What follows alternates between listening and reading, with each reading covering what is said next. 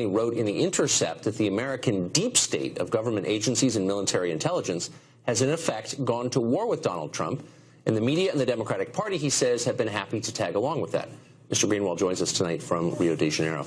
Glenn, thanks a lot for joining us. I just want to restate for our viewers who may not know you are not a Trump supporter, and you say that pretty explicitly in this piece you wrote yesterday. But you watched this dossier leak into the American media, and your immediate response, as you wrote in your piece, was, this comes from the American intelligence community, and here's why. And I want to put this on the screen.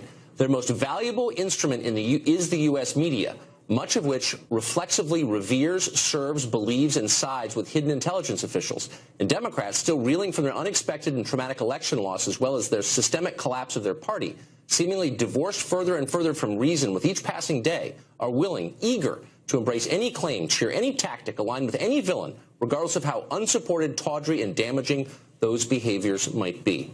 Boy, that is quite an indictment.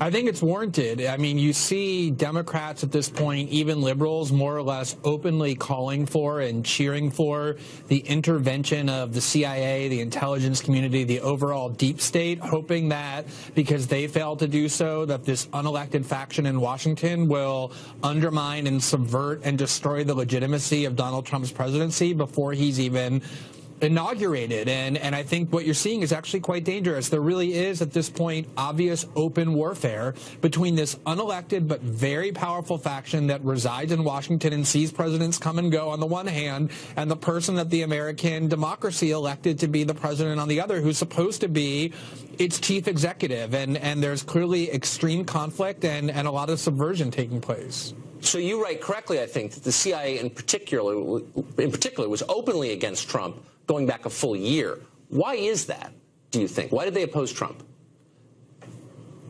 I think there are a lot of reasons. I think the number one foreign policy priority of the CIA over the last 4 to 5 years has been the proxy war they're waging in Syria to remove Bashar al-Assad, and Hillary Clinton was quite critical of Obama for constraining them. She wanted to escalate that war, to unleash the CIA, to impose a no-fly zone in Syria to confront Russia, whereas Trump took the exact opposite position. He said we have no business in Syria trying to change the government. We ought to let Russia and Assad go free and killing ISIS and al-Qaeda and whoever else they want to kill. He was a threat to the CIA's primary institutional priority of regime change in Syria. Beyond that, Clinton wanted a much more confrontational and belligerent posture toward Moscow, which the CIA has been acrimonious with for decades, whereas Trump wanted better relations. I think they viewed Trump as a threat to their institutional preeminence, to their ability to get their agenda imposed on Washington. Now, what's chilling about this, as you point out pretty extensively in this piece, which I would definitely recommend to our viewers, is that there are a lot of ways to oppose Trump if you disagree with him, and you recommend some of them because you oppose Trump. But this way is an illegitimate way to oppose a president and, in fact, a threat to our system, if you could explain what you meant. Sure. I mean, if you go back, 6 decades when Dwight Eisenhower, no radical he, a five-star general, a 2-term Republican president, he left office and he had one chance to tell the American people what he thought they needed to know as he was riding off into the sunset.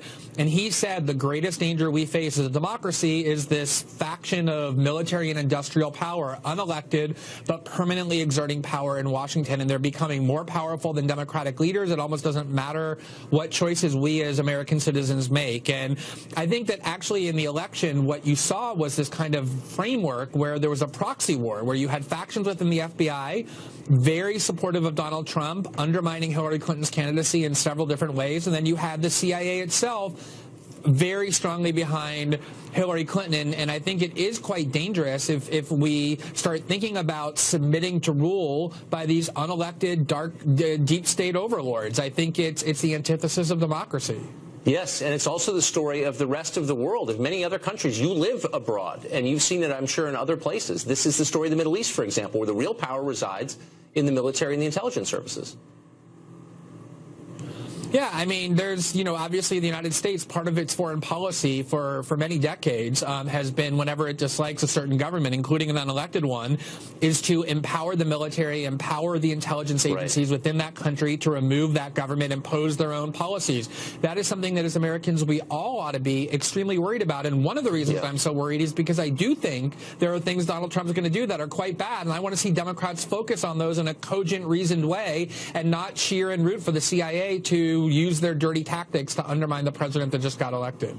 I think that's an entirely fair point. Finally, why is it that the press, which you would think, after all we've seen in the past couple of decades, if not generations, is so willing, indeed eager to believe whatever they are fed by anonymous intelligence sources?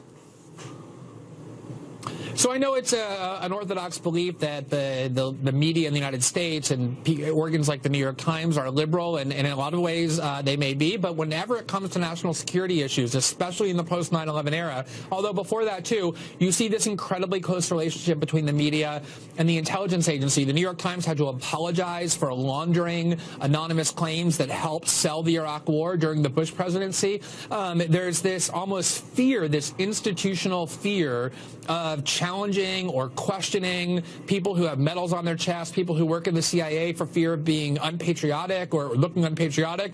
And they also get a lot of benefits when they serve their agenda. They get scoops, they get secrets, they get access.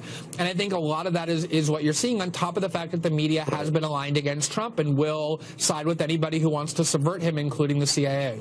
But when they empower the unelected to control our democracy, they're playing with fire. I agree with that. It's a great piece. Thank you. Young ones.